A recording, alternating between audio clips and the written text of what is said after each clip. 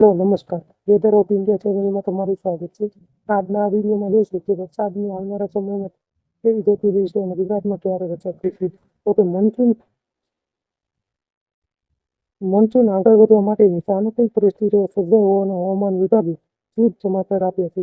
દક્ષિણ ભારત અને પૂર્વ બાદ હવે મોન્સૂન પૂર્વ ભારતમાં રાજ્યોમાં બિહાર, ઝારખંડ અને ઓરિસ્સા તરફ આગળ વધી રહ્યું છે.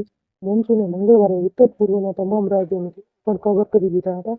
હવામાન વિભાગના લેટેસ્ટ રિપોર્ટ મુજબ છેલ્લા 5 દિવસમાં ઉત્તર પૂર્વના રાજ્યોમાં સાથોસાથ કેરળ, તમિલનાડુ, કર્ણાટક, આંધ્રપ્રદેશ, તેલંગાણા, મહારાષ્ટ્ર અને ગોવામાં મોન્સૂન પહોંચી ચૂક્યું છે અને મંગળવારે ઉત્તર પૂર્વમાં રાજ્યોના બાકી ભાગોમાં સમુદ્ર સિક્કિમ, પૂર્વ હિમાલયથી પશ્ચિમ બંગાળના કેટલાક ભાગોમાં મોન્સૂન આગળ વધ્યું હતું.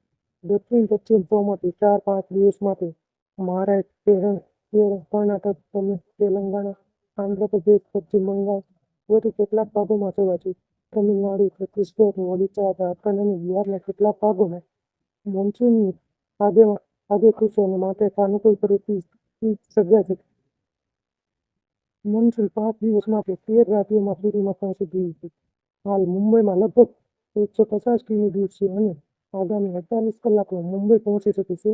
ચોમાસું પવનોની અસરથી ઘણા મેદાની રાજ્યોમાં ગરમી ઘટી રહી છે. સાથે પ્રી મોન્સૂનને કારણે ઘણી જગ્યાએ કલાકે 50 થી 60 કિમી ઝડપે પવન ફૂંકાવાની સાથે ભારે વરસાદ થઈ રહ્યો છે. હાલ દેશમાં ઉત્તર પશ્ચિમ ભારતમાં વેસ્ટર્ન ડિસ્ટર્બન્સની અસર થઈ છે. હવામાન વિભાગના કહેવા પ્રમાણે 11 જૂનથી એક નવું વેસ્ટર્ન ડિસ્ટર્બન્સ સક્રિય થઈ રહ્યું છે. જેના કારણે 11 થી 12 જૂને ઉત્તર પશ્ચિમ ભારતમાં ગાજવીજ સાથે હળવોથી મધ્યમ વરસાદ થઈ શકે છે. કરા પડવાની તેમજ કલાકે 50 થી 60 કિમી મિનિટ ઝડપે પવન ફૂંકાવાની પણ અનુમાન છે.